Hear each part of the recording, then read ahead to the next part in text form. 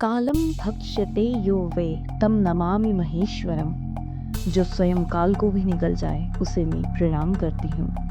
नमस्कार भक्तों, आज की कथा उस देव के नाम जिसकी भक्ति से मृत्यु भी डरती है, जिसकी चरण धूलि से काशी अमर हुई, वो है महाकाल का अंश श्री काल भैरव। कथा मिलती है शिव पुराण के वायु संहिता और स्कंद पुराण के काशी खंड में।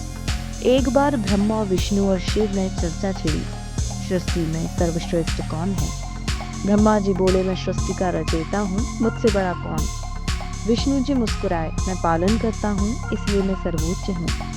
यह देख शिव मौन रहे, परंतु ब्रह्मा का अहंकार बढ़ता गया। तब शिव के भ्रूमध्य से उत्पन्न हुई एक भयंकर ज्वाला, जिससे प्रकट हुए काले नग्न कराल दंती त्रिशूलधारी भयावह श्री काल भैरव। उनके नेत्रों से अग्नि निकल रही थी और स्वर गूंज उठा, शिवस्य आज्ञाया ब्रह्मणो गर्वं छिन्दामि अहम्। शिव की आज्ञा से मैं ब्रह्मा के अहंकार को भस्म करता हूँ। क्षण भर में भैरव ने ब्रह्मा का 5वां सिर काट दिया। वो सिर उनके हाथ में अटक गया, क्योंकि वह ब्रह्म हत्या थी। अब भैरव जी पाप से मुक्त होने के लिए भिक्षाटन पर निकल पड़े।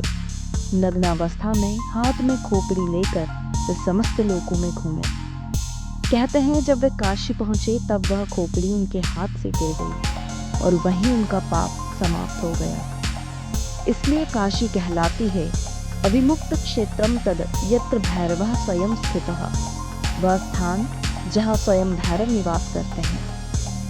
काल भैरव को अष्ट भैरवों में सर्वोच्च माना गया है। असितांग, रूरु, चंड, क्रोध, उन्मत्त, कपाल, भीषण और सबसे ऊपर काल भैरव। उनके वाहन हैं कालाश्वान, जो वफादारी और न्याय का प्रतीक है। कहा जाता है कि जो व्यक्ति काले कुत्ते को भोजन कराता है वह सीधे काल भैरव की सेवा करता है।